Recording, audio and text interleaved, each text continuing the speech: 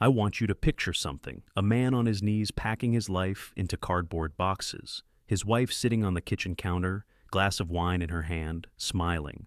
That man was me, and I was holding back a laugh.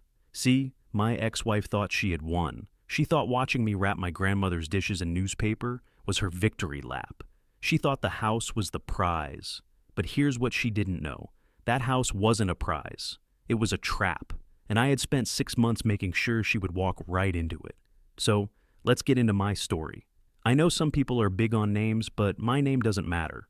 What matters is that I was married for 11 years to a woman I thought I knew. We met in college, got married at 24, bought a house in a decent area of Phoenix when we were 28. The house was my idea.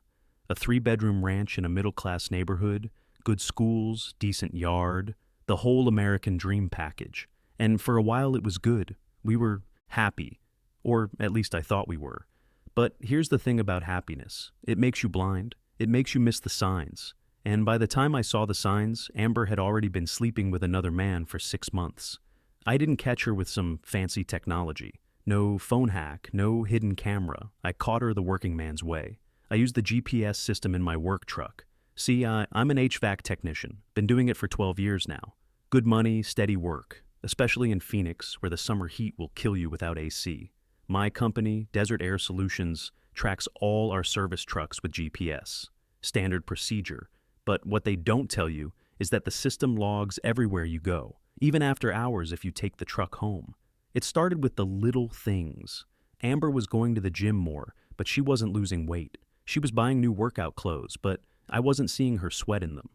She was protective of her phone, turning it face down no matter. Where she put it, taking it to the bathroom, even for 2 minutes, laughing at texts and then saying it was just her sister. I'm not stupid. I know what those signs mean, but I didn't have proof. And without proof, you're just a jealous husband, a controlling husband, the bad guy. So I did what any smart working man would do. I started paying attention to details. The first break came from our shared phone plan. I handle all the bills in our house, always have. Amber never cared about the details, never asked questions, just swiped the card and assumed everything got paid. And it did get paid. But when I started looking closer at the phone records, I saw patterns. Text messages to the same number. Always during work hours, always when I was out on service calls. I cross-referenced those times with my GPS logs from the work truck. Every Tuesday and Thursday afternoon, Amber's phone was pinging cell towers near the Scottsdale Marriott. Same time, same place, like clockwork. Now, here's where being an HVAC tech paid off. Our work trucks have dash cameras, company policy, insurance requirements. But those cameras run all the time, not just during service calls. And since I sometimes took the truck home, well, that camera caught some interesting footage. 3 weeks of careful tracking, and I had everything I needed. Amber pulling into the Marriott parking lot every Tuesday and Thursday around 1 p.m., a silver Toyota Camry, always there waiting. The two of them walking into the hotel together, her hand on his back, him holding the door. One video showed them kissing by the elevator, not even trying to hide it. She just didn't think she'd get caught. I ran the Camry's plates through a buddy at the DMV, Chad Wilson, age 31, occupation listed as personal trainer. I did my research after that. Social media, public records, and what I found was beautiful. This guy had been a personal trainer at Planet Fitness for 2 years. In 2 years, he'd managed to keep maybe 6 regular clients, pulling down maybe $30,000 a year on a good year. What he actually did was pose for Instagram photos and talk about his fitness journey to anyone who'd listen. He had a nice car, sure. He had expensive workout gear, definitely. But I looked deeper. This guy was financing everything. His credit was shot, he was 3 months behind on his car payment, and he was living in a studio apartment that cost more than he made in a month. But he talked like he was a success story. Posted motivational quotes about grinding and hustling, while complaining about how expensive everything was. He thought he was smart. He thought because he could count reps and spot someone on the bench press, he understood life. He understood nothing. But Amber believed him.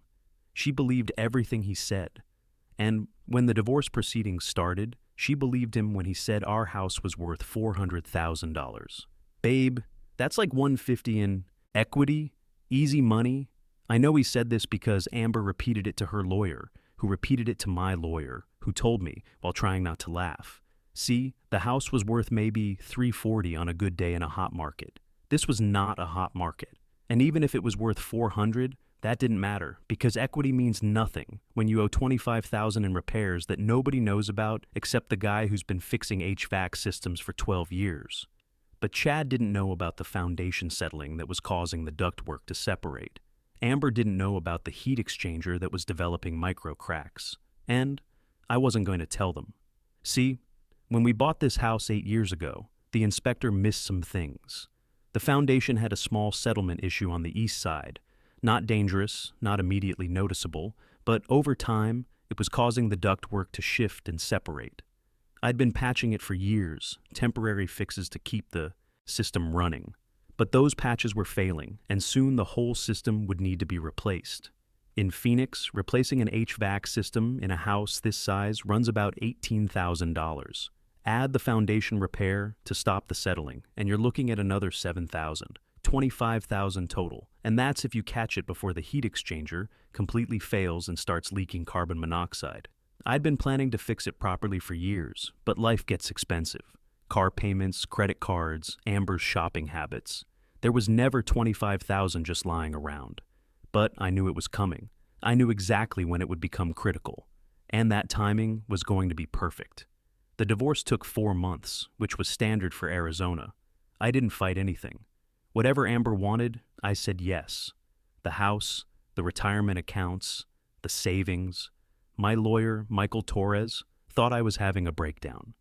"You're entitled to half the equity," he kept saying. "You should fight for the retirement accounts." I just shrugged. I told him I wanted it over. I told him she could have the house. I told him I just wanted to move on with my life. He looked at me like I was crazy, but he did what I asked. And when the final decree came through, Amber got the house. Her name on the deed, her responsibility for all maintenance and repairs. That language was important. I made sure it was in there. Here's the part that makes me smile. Her lawyer actually warned her. I know this because it came up during negotiations. Brady Johnson saw the home inspection report from when we bought the house, page 8, line 32. Minor foundation settling on east wall, monitor for future issues. He told her it could become expensive. He told her she needed a plan for major repairs. But she didn't listen because Chad had already told her the house was a gold mine. And she believed Chad, not the attorney with 25 years of experience. The guy who couldn't keep 6 gym clients and made 30 grand a year was who she trusted with financial advice. That's why I won. By the time the divorce was final, Chad had moved in. Everyone knew about him now. Amber didn't have to hide anymore. And on the day I moved out, he was there, walking around my house, talking about renovations and improvements and adding a pool. He was already spending money he didn't have on a house that was about to become uninhabitable. The day I moved out was the best acting performance of my life. I looked defeated, shoulders slumped, moving slow, packing boxes like each one weighed 1,000 pounds. Amber sat on that kitchen counter with her wine. Chad was there too, measuring walls and talking about his vision for the place. I just gave him a thumbs up. I let him think he was winning. I let her think she'd broken me. I carried my boxes to my truck, took one last look at the house, and drove away. In the rearview mirror, I could see them hugging, celebrating. They thought the war was over. They didn't know it hadn't even started. My new apartment was a 2-bedroom in a complex near my shop. It was half the size and twice as peaceful. No more lies, no more tension, no more paying for a mortgage on a house with hidden problems. But here's the thing. I didn't mind it because I knew it was temporary and because every day that passed, I knew the clock was ticking. Not for me, for her. The divorce finalized in March. Phoenix summer starts hitting hard in May. That gave me about 2 months of waiting, 2 months of watching the calendar, 2 months of getting my life back. I started working out again, lost 20 pounds. Started sleeping better than I had in years because I wasn't living with someone who was lying to me every day. Because I knew exactly what was coming. During those months, I kept my ear to the ground. I wanted to know what was happening in that house. I had buddies from work who lived in the neighborhood, guys who would mention things without knowing the whole story. Chad had officially moved in by April. They were talking about getting married. Amber posted pictures of them cooking dinner together, standing in the kitchen where she used to watch me pack boxes. I saved every photo. Not because I was angry, because I wanted to remember. I wanted to remember how confident they looked so I could compare it to how they'd look in a few months. The weeks passed. April, May, and then Phoenix summer hit like it always does. Sudden, brutal, relentless. By mid-May, we were already hitting 110 degrees during the day. My business was booming. Emergency calls, system failures, people desperate for cold air. I was working 12-hour days and loving every minute of it. Because I knew that in a house with foundation settling and ductwork separation, all that vibration from an overworked system was making everything worse. Every day above 100 degrees was another day of stress on those micro cracks in the heat exchanger. Every night the system ran overtime was another night of expansion and contraction, pulling those duct connections further apart. June came, and Phoenix turned into hell on earth. 115 degrees, heat warnings on the radio, elderly people dying in apartments without AC. I was busier than I'd ever been, making more money than I'd seen in years. And every service call reminded me of what was happening in Amber's house. The beauty of Phoenix summer is that it doesn't mess around. When your AC goes out in July, you don't have days to figure it out. You have hours, maybe. The house becomes uninhabitable fast. People die in that heat. It's not just uncomfortable, it's literally life-threatening. I started getting reports from the neighborhood. My buddy Owen from work lived 3 streets over, and he'd mention things during our lunch breaks. The house was running the AC constantly. Now, the electric meter was spinning like a slot machine. He'd driven past at night and could hear the system struggling, that whining sound an overworked compressor makes when it's about to give up. "Whoever lives there is going to get a hell of an electric bill this month," Owen said, not knowing he was talking about my ex-wife. "That system sounds like it's working way too hard." I just nodded and took another bite of my sandwich. I knew exactly how hard it was working. I knew exactly how much stress those microcracks were under, and I knew exactly when they'd finally give way. The thing about HVAC systems is that they're like anything else mechanical. You can patch them, baby them, keep them running with duct tape and prayers for a while. But eventually, the fundamental problems catch up with you. And when they do, they don't fail gradually. They fail catastrophically. A heat exchanger doesn't slowly get a little worse each day until you notice something's wrong. It holds together, holds together, holds together. And then one day, it just cracks wide open. One day, the system that's been keeping you alive suddenly starts pumping carbon monoxide into your house instead of cool air. And in Phoenix summer, when that happens, you don't have time to shop around for quotes. You don't have time to get 3 estimates and think it over. You call the first company that answers the phone and you pay whatever they ask because the alternative is watching your family cook to death in their own home. Chad found this out the hard way. July 8th, 7:43 in the morning. I was having coffee before work when my phone buzzed, Amber's name on the screen. I hadn't heard from her since the divorce finalized 4 months ago. I let it ring twice, then answered. "Travis, I need help." Her voice was different, panicked. The confidence was gone. The victory lap was over. "What's wrong?" I asked, though I knew exactly what was wrong. "The air conditioning isn't working. It stopped yesterday afternoon, and Chad tried to fix it, but he made it worse. The house is like an oven. I can't even breathe in there. Can you come look at it, please?" I paused. Let the silence stretch. Let her hear how desperate she sounded. Then I said the words I'd been rehearsing for months. "Amber, I'm not your husband anymore. You wanted the house, you got it. All of it. Including the problems that come with it. Call a professional." "But you know this system. You've been maintaining it for years." Chad said it was just a simple fix, but now there's some kind of gas smell, and the whole thing is making this awful noise, and your boyfriend's a personal trainer, not an HVAC tech. Maybe he should stick to what he knows. I let that sink in for a second. "And if you're smelling gas, get out of the house. Now. That's not a simple fix. That's a carbon monoxide leak from a cracked heat exchanger." She started crying. Something about how expensive repair companies were, something about how they couldn't afford thousands of dollars right now. I let her finish. "You should have thought about that before you decided the house was worth $400,000. Your lawyer told you about potential repair costs. You chose not to listen. How did you know about—" "Goodbye, Amber." I hung up and blocked her number. The next few days were chaos for her. Me?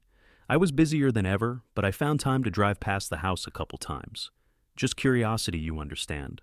The first day, I saw Chad's Toyota in the driveway and Amber's car gone. She was probably staying somewhere with AC while he dealt with the problem. By day 2, there were 3 different HVAC trucks in the driveway. Companies coming out to give estimates. I knew what they were telling her. Complete system replacement, $18,000 minimum.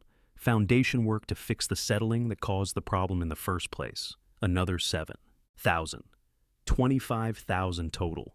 And that was if she could find someone willing to do the work in July, when every HVAC tech in Phoenix was booked solid with emergency calls. The 3rd day, Chad's car was gone. Just like that. Turns out he wasn't interested in a woman with a $25,000 surprise expense and no air conditioning during a Phoenix heat wave. Turns out the fake fitness influencer couldn't handle real problems. Turns out when the Instagram lifestyle met reality, reality won every single time. I heard about Chad's departure through Owen, who heard it from his wife, who heard it from the neighbor who saw him loading his car at 2 in the morning. 3 garbage bags of clothes and his protein powder collection. That was it. 2 years of relationship, gone in one Arizona heat wave. Amber tried to get financing for the repairs. Her credit wasn't good enough on her own. Her income as a retail manager wasn't sufficient for a $25,000 loan, and no bank was going to finance that kind of repair work on a house that was currently uninhabitable. She tried to sell the house, but nobody wants to buy a house without working AC in Phoenix during summer, not at full price anyway. The few investors who looked at it offered maybe $220 cash as is. She'd still owe the bank more than that after paying off the mortgage. The bank gave her 60 days to make the house habitable or face foreclosure proceedings. She couldn't. They started the process in August. In Arizona, foreclosure moves fast when there's clear abandonment and the property is uninhabitable. Owen kept me updated without knowing he was doing it. "That house on Maple Street," he'd say during lunch. "The one with the busted AC. Heard the woman who lived there just disappeared. Left it empty. Neighbors are complaining about the smell." The smell. That would be the food rotting in a house that hit 130 degrees inside during the day. That would be the carpets and furniture cooking in their own moisture. That would be what happens when you abandon a house in Phoenix summer. Amber moved in with her sister in Tucson. I know this because she sent one final text before I blocked her completely. "I hope you're happy." That was it.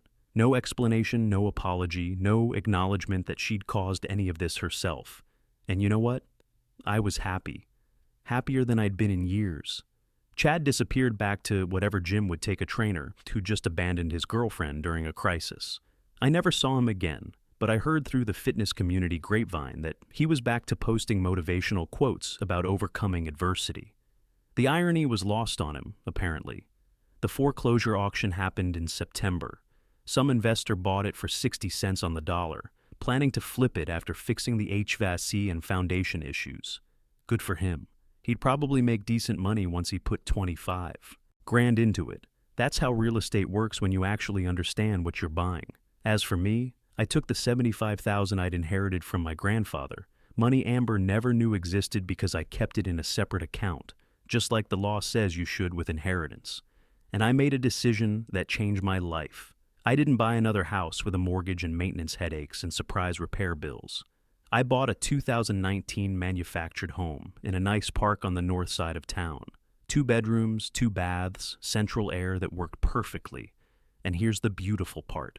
I owned it free and clear, no mortgage payment, no property taxes to speak of, no homeowner association fees, just a $300 lot, rental and utilities. My housing costs went from $1,800 a month to about $600. That's $1,200 a month back in my pocket. $1,200 a month is $14,400 a year. Over 10 years, that's $144,000 I wouldn't have to earn to pay someone else. And since I didn't have to earn it, I didn't have to pay taxes on it either. People look down on manufactured homes, but you know what manufactured homeowners don't have? Surprise $25,000 repair bills, foundation problems, HVAC systems from hell. We have warranties, service contracts, and when something breaks, we call the manufacturer. My neighbors in the park were mostly retirees and working people who'd figured out the same thing I had. Why pay a bank for 30 years to own a house that can bankrupt you with one major system failure? Why stress about interest rates and property values and all that Wall Street nonsense when You can own your home outright and sleep peacefully at night. I started saving money like you wouldn't believe. No debt except my truck payment, which I paid off 6 months later. No credit card balances because I wasn't trying to maintain a lifestyle I couldn't afford. No stress about making the mortgage payment every month. And my business kept growing. Turns out when you're not worried about your personal finances, you make better decisions about everything else. I started hiring help, bought better equipment, invested in training and certifications. Desert Air Solutions grew from a one-man operation to a 4-truck company. The funny thing is, I started getting calls from people in the neighborhood where Amber and I used to live.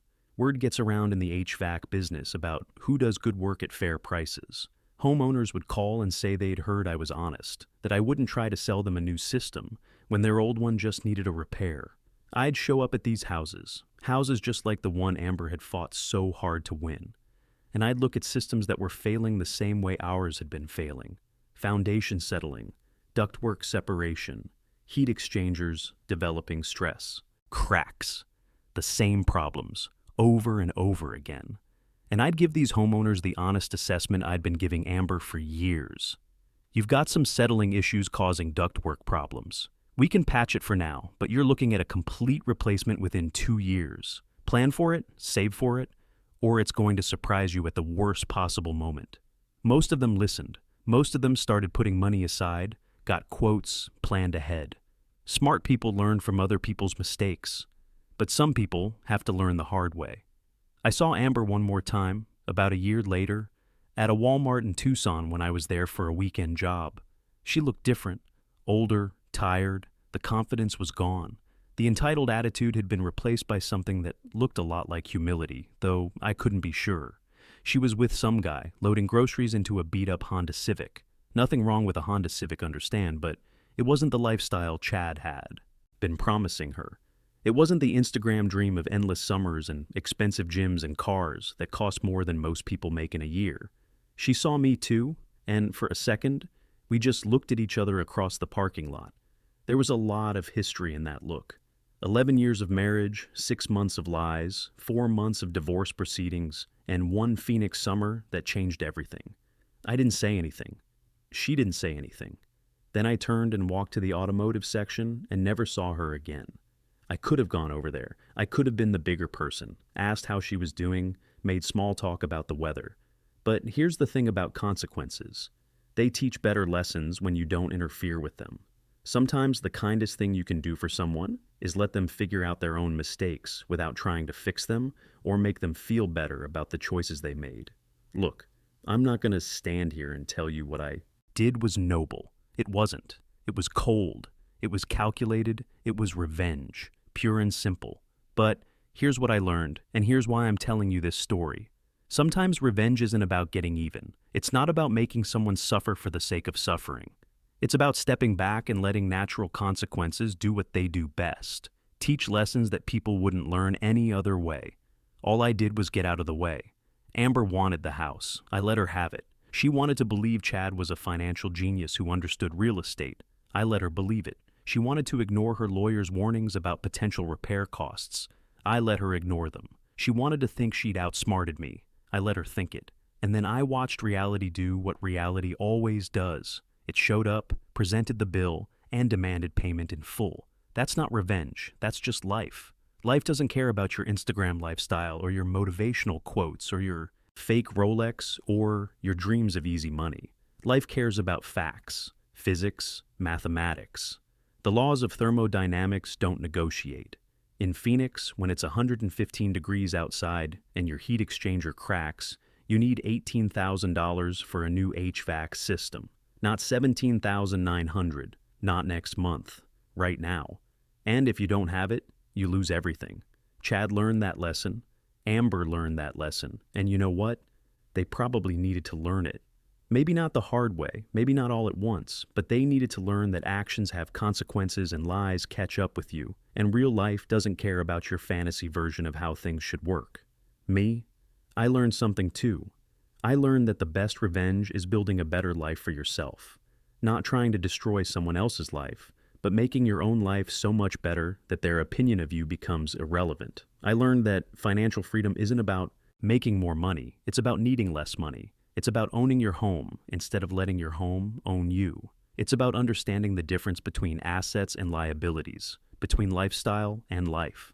I learned that expertise matters, that knowledge is power, that the guy who actually knows how heat exchangers work will always have an advantage over the guy who just looks good in workout clothes and talks a big game on social media. Most importantly, I learned that patience is the most powerful weapon you can have. Not anger, not hatred, not a desire to hurt someone back. Patience, the ability to wait, to plan, to let time and circumstances work in your favor. Because here's the truth that nobody wants to acknowledge. Most people create their own problems. Most people ignore good advice, trust the wrong people, make emotional decisions when they should be making logical ones. Most people set themselves up for failure and then look around for someone else to blame when it all falls apart.